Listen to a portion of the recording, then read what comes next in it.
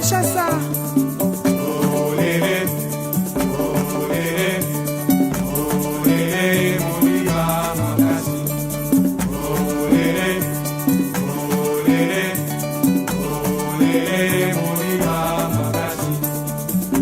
Olele, olele, olele, Moriba Makasi. Olá pessoal, é um enorme prazer estar com vocês nesse nosso curso que nós vamos trabalhar a temática da cultura afro-brasileira, ciência, educação e direitos humanos. Eu sou Marcos Costa, mestrando em Economia Política pela Universidade Federal do ABC, e nós vamos começar nesse primeiro bloco discutindo um pouco sobre o conceito de cultura afro-brasileira.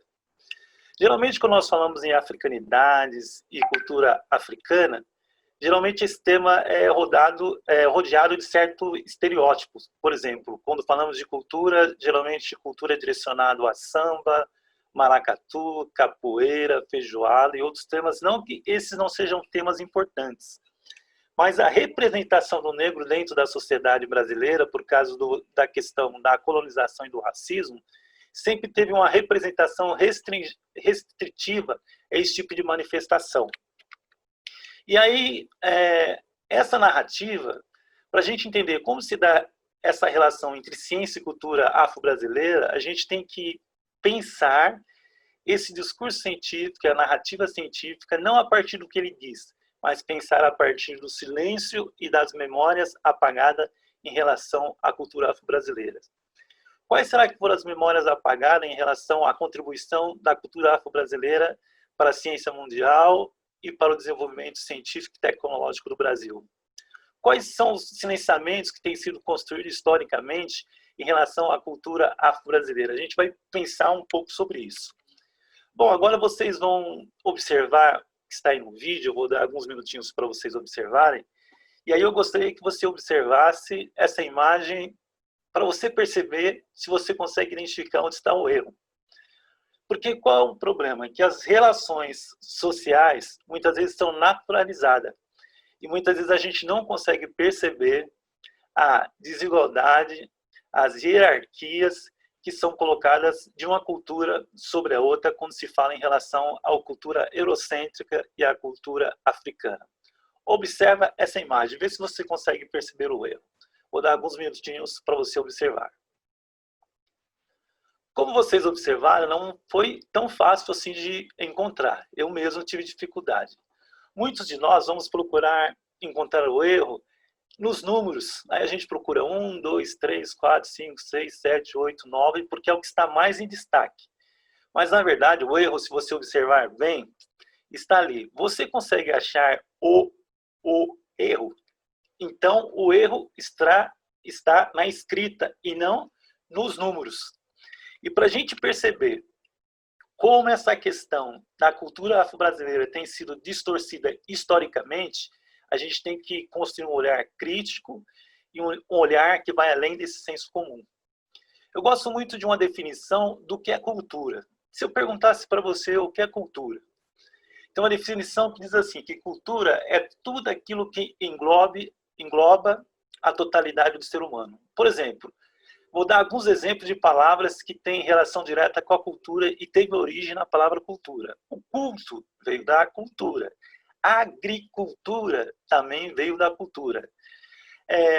Técnica, jeito de se fazer as coisas também é cultura. Ciência também é um produto da cultura. O jeito de nós vermos o mundo, a forma de nós falarmos, também tem a ver com cultura. Então, cultura é toda essa totalidade que engloba a realidade humana. E o único ser que é capaz de produzir cultura é o ser humano. Outro conceito que é importante a gente ter claro para pensar essas interfaces entre ciência e cultura afro-brasileira é o conceito de discriminação. A Convenção Internacional sobre a questão da discriminação diz assim, que discriminação racial é você restringir uma pessoa baseado na questão da cor dela, da descendência ou da etnia. Quer dizer o quê? Você restringir essa pessoa politicamente, economicamente, culturalmente ou socialmente. Se a gente tem discutido que a ciência é uma expressão cultural, quando a gente restringe a população negra ou a cultura negra como não produtora de ciência e de técnica, isso é uma expressão da discriminação e do racismo no Brasil e na ciência de forma geral. E a ciência, como diz a professora Min, ela é fruto da cultura, é resultado das capacidades tecnológicas que a humanidade teve para conseguir construir o mundo, vencer os obstáculos naturais e, através disso, construir saberes que possibilitou a gente chegar até aqui. A professora Petrolina, da Universidade Federal de São Carlos, ela fala que a relação entre ciência e direitos humanos passa por alguns critérios. E aí eu quero discutir alguns critérios desses com vocês. Não vai dar para a gente analisar todos, mas eu quero pensar alguns junto com vocês. Primeira coisa é separar, a gente trabalhar essa separação dos estereótipos. Trabalhar a questão da diversidade étnica dentro da ciência. Pensar como a própria ciência contribuiu para o racismo científico. Pensar como a própria ciência também tem relação com a origem da humanidade. Por exemplo, como que a gente pode trabalhar a questão da ciência discutindo a origem da humanidade a partir do continente africano? Né? E ela coloca esses pontos que dá para a gente pensar sobre isso. Vamos agora para uma terceira parte, que eu quero pensar mais, colocando esses conceitos teóricos mais na prática. Vocês vão ver uma imagem agora, que é de uma nave que está indo para o espaço. E eu gostaria que você observasse essa imagem agora, e você fizesse para mim, ou você apontasse para mim, quais relações que essa imagem dessa nave espacial, ou vamos pensar assim, da chegada do homem à Lua, tem a ver com a cultura afro-brasileira ou com a cultura africana. Pense alguns minutos sobre isso, que relações, vamos imaginar assim, que na década de 60, um importante jornal brasileiro vai lançar uma notícia da chegada do homem na Lua, e eles vão relacionar essa chegada do homem na Lua com a cultura afro-brasileira. Que relações são possíveis de ser feitas entre esses dois fenômenos? Cultura afro-brasileira e a chegada do homem na Lua. Você consegue fazer alguma conexão sobre isso? Vou passar o segundo slide. O segundo slide mostra alguns homens de alguma tribo ou comunidade africana, que eles estão fazendo o quê?